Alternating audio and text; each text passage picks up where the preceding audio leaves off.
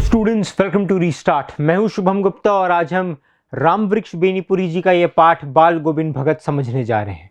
देखिए, सत्य तो ये है कि 10-15 मिनट में कोई आपको ये पाठ पढ़ा नहीं सकता। मेरी समझ से तो नहीं पढ़ाया जा सकता। कोई अगर ऐसा कर रहा है तो वो पाठ का मर्म नहीं जानता।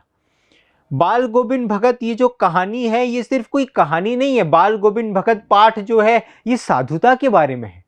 आप जब इस पाठ का पृष्ठ पढ़ते हो तो बाल गोविंद भगत में वो कहते हैं, वेशभूषा या ब्रह्म अनुष्ठानों से कोई सन्यासी नहीं होता। ये पाठ इस बारे में है कि संत कोई भी हो सकता है। जब आप बाल गोविंद भगत जी को देखते हैं तो ऊपर से देखने में लगता है कि ये तो मतलब साधु जैसे दिख रहे हैं, कि मतलब जटाजूट तो नहीं रखते, पर हमेशा राम नंदी तिलक नाक के एक छोर से होता है, राम नंदी तिलक लगाए रहते हैं, गले में तुलसी के जड़ों की माला रहती है, कम वस्त्र पहनते हैं, हमेशा उनका चेहरा सफेद बालों से जगमगाया रहता है। लेकिन इसके बाद भी वो दिखते तो साधु जैसे हैं, पर साधु नहीं, वो गृहस्थ हैं। उनकी तो एक पत्नी है, उनका एक बच्चा है, उनके बेटे की शादी हो गई, किसान आदमी है। ये तो गृहस्थ आदमी है, ये कोई सन्यासी थोड़ी है जो सन्यास लेकर के तपस्या कर रहे हैं। किंतु उसके बाद भी वो सन्यासी है। लेखक बाल गोविंद भगत को सन्यासी मानते हैं, क्योंकि संत कोई भी हो सकता है, पैंट शर्ट में भी संत हो सकता है। संत तो स्थिति का नाम है।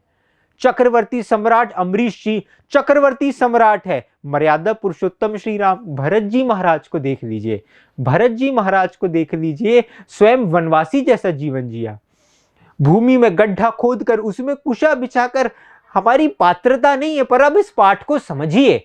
जब कोई आपसे कहता है कि हम 10 मिनट में बाल गोविंद भगत पढ़ाते हैं, मैं भी प्रयास करूंगा, पर मैं आपको कहानी नहीं बता पाऊंगा साहब। इस पाठ की आत्मा से आपका परिचय कराने का प्रयास करता हूं। अगर आप समझ पाए तो हर पाठ जीवन में, जिसने कोई अक्षर नहीं पढ़ा, जिसने कोई स्कूल नहीं गया, कुछ नहीं गया, जो सिर्फ शिकार करता था और दूर से देख देख के बोलता था मारने के बाद, अरे मरा मरा मरा, वो भी जब मरा मरा मरा मरा जपने लगा तो 3-2 के बाद राम राम होने लगा ना, तो ब्रह्म ऋषि समान हो गया। जिसको कोई ज्ञान नहीं, वो भी जब 2 अक्षर पढ़ के ब्रह्म ज्ञानी हो सकता है, तो जिसने बाल गोविंद भगत पाठ की कहानी कभी नहीं पढ़ी, उसको कोई इंटरेस्ट नहीं है कि कहानी में क्या होता है, पर वो उस पाठ की आत्मा को देख पाया, वो बाल गोविंद भगत पाठ से आया हर सवाल देख पाएगा, हर सवाल क्वेश्चन में सॉल्व कर पाएगा और इस चैप्टर के सारे मार्क्स ले पाएगा। ये इस पाठ की कोर वैल्यू है।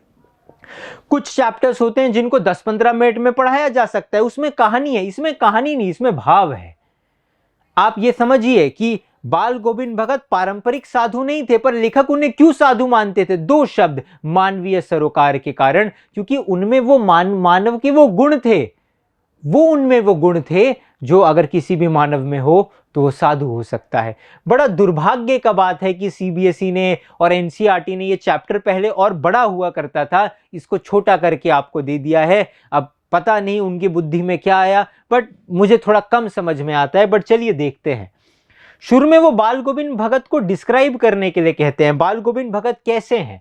तो बाल गोविंद भगत मंझोले कद के, मीडियम हाइट के, गोरे चिट्टे व्यक्ति है, 60 के ऊपर के होंगे। लंबी दाढ़ी या जटाजूट नहीं रखते थे जैसे साधु रखते थे, नॉर्मल दाढ़ी रखते थे और दाढ़ी के बाल पके हुए थे, इसलिए सफेद बालों से उनका चेहरा हमेशा जगमगाया रहता था। कमर में लंगोटी बांधते थे, गले में तुलसी जी के जड़ों की माला और रामनंदी चंदन लगाया करते थे। इस तरीके से बाल गोविंद भगत का, उनकी बाहर की शैली थी, वो बाहर से इस तरीके से दिखते थे। साधु की सब परिभाषाओं पर खरे उतरने वाले थे बाल गोविंद भगत।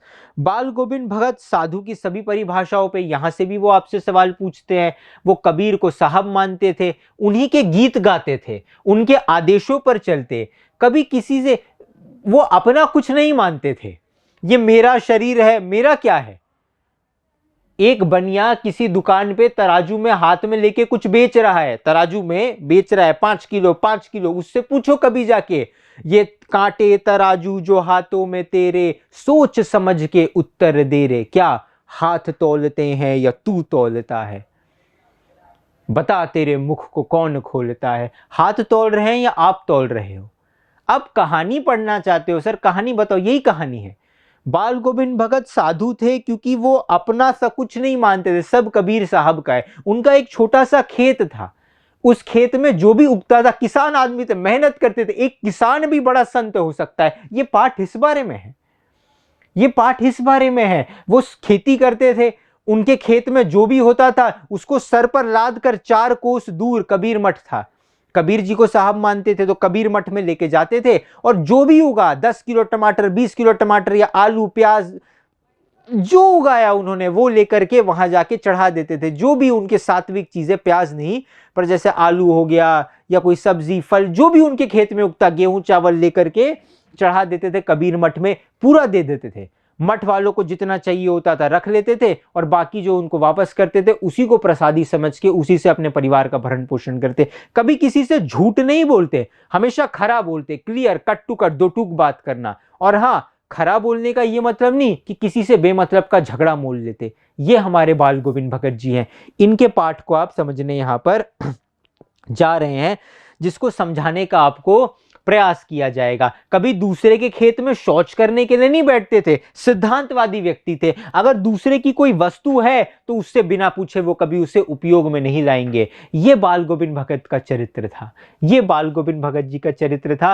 और सबसे बढ़कर तो उनके वो गीत थे जो वो गाते थे, वो कबीरदास जी के गीत गाते थे। अनेकों गीत उनके गाया करते थे और उनके गीत ही सब कुछ थे, है ना।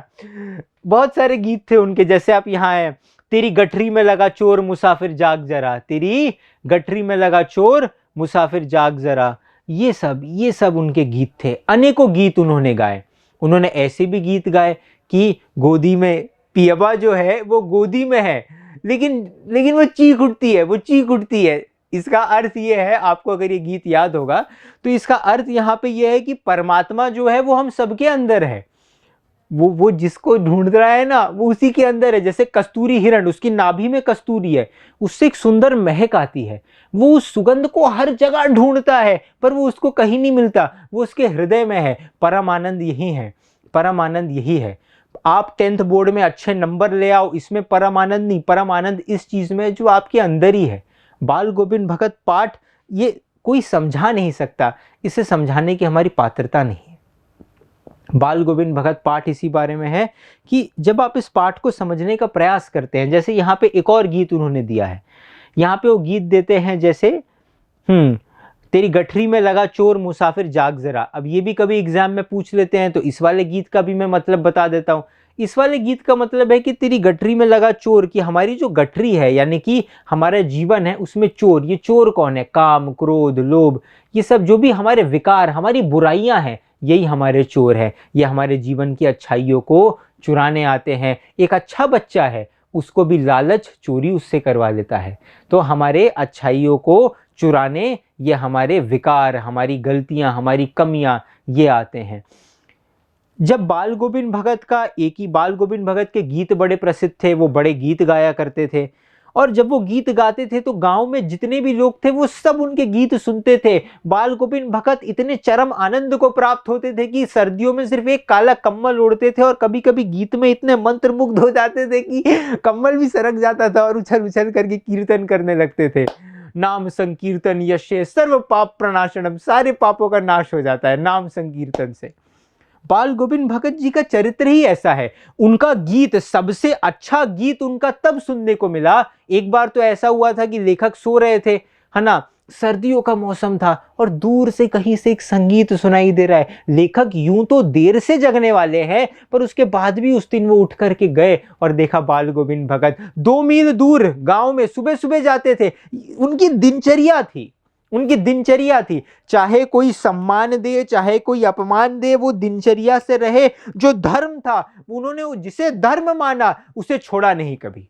उनका धर्म था कि जो भी उग रहा है खेत में, ऐसा नहीं है कि वो मेरे परिवार के लिए, वो तो कबीर जी का है तो पूरा कबीर जी को दे दो, मठ वालों को जितनी जरूरत होगी रख लेंगे, जो थोड़ा मोड़ा दे देंगे मैं उसी से संतोष कर लूंगा क्योंकि वो तो मेरा है ही नहीं।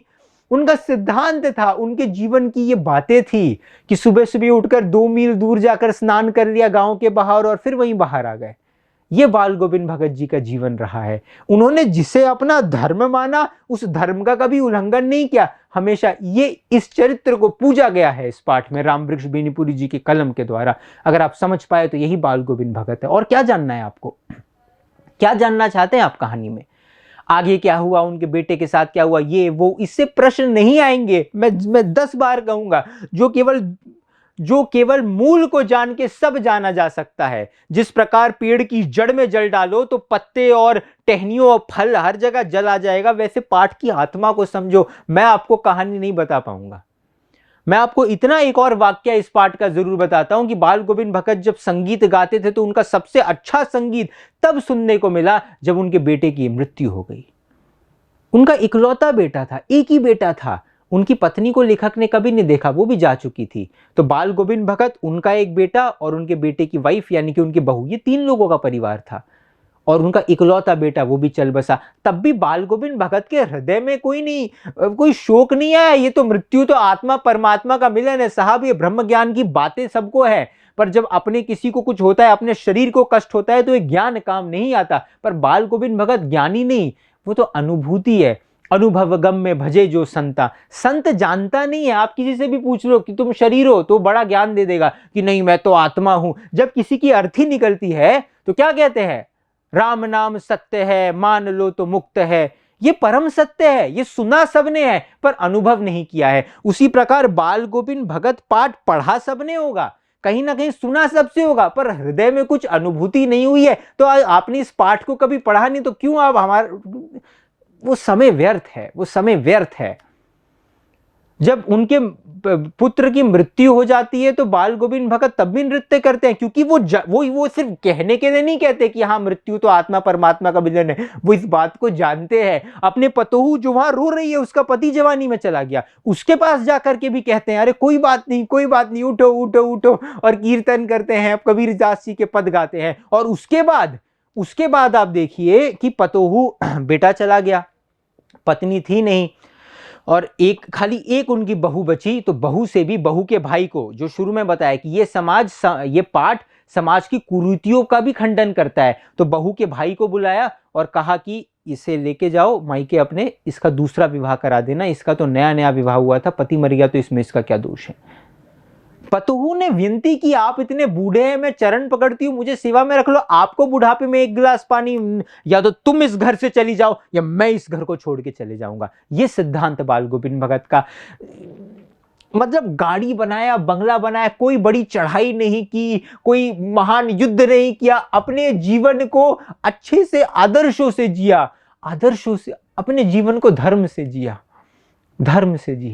ये बाल गोविंद भगत जी का पाठ है। और अंत में क्या होता है, पूरी कहानी तो मैं आपको नहीं बताऊंगा, आप खुद पढ़िएगा। पर अंत में यही होता है कि बाल गोविंद भगत वो अक्सर गंगा स्नान करने संगम जाया करते थे, पैदल जाया करते थे। साधु को संबल का क्या हक, साधु हैं तो गाड़ी से थोड़ी जाएंगे। वो अंदर से साधु थे, इसलिए वो खुद को साधु नहीं कहते थे। वो लेखक कहते हैं कि साधु को संबल का क्या हक, तो गाड़ी वाड़ी से नहीं, पैदल जाते थे, 15-20 जितना कोस दूर हो। और किसी से भिक्षा मांग के खाते नहीं थे, घर से खाना खाते, जाते 15-20 कोस दूर, वहां पे संत समागम होता, वापस आते गंगा जी के तट से, और फिर घर आके ही खाना खाते। एक रोज ऐसा हुआ कि वो गीत गा रहे थे तो उनके गीत के मोती बिखरे हुए लग रहे थे, और लोगों ने कहा कि आपकी उम्र हो गई है, कोई और है नहीं, आप आराम कीजिए। पर बाल गोविंद जी का जो महापरायण हुआ, जब उन्होंने उनकी लीला इस शरीर में समाप्त हो गई, तो वो भी अद्भुत था।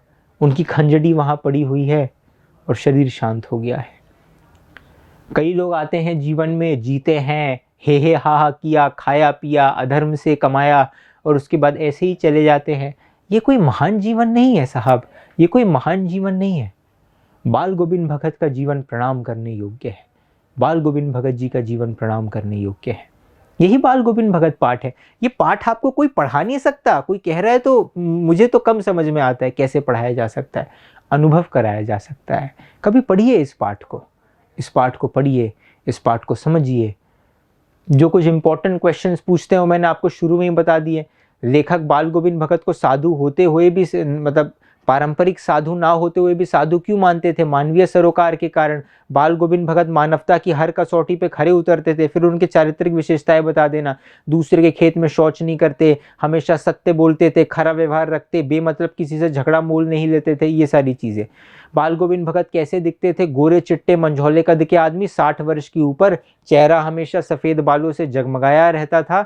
और आगे आगे जो आपको याद आए। भोर में लोगों को गीत नहीं सुनाया दिया, वो हमेशा गाया करते थे। सुबह सुबह भोर में उठ जाते थे और गीत गाते थे। और जब भोर में गीत नहीं गाया गया तो लोगों को लगा कि एक व्यक्ति इतने साल गीत गाता रहा, आज अचानक क्या हो गया? तो बाल गोविंद भगत तो नहीं थे, वो तो धाम चले गए प्रभु के। उनकी पंजरी वहीं पड़ी हुई थी, उनकी पंजरी वहीं पड़ी हुई थी।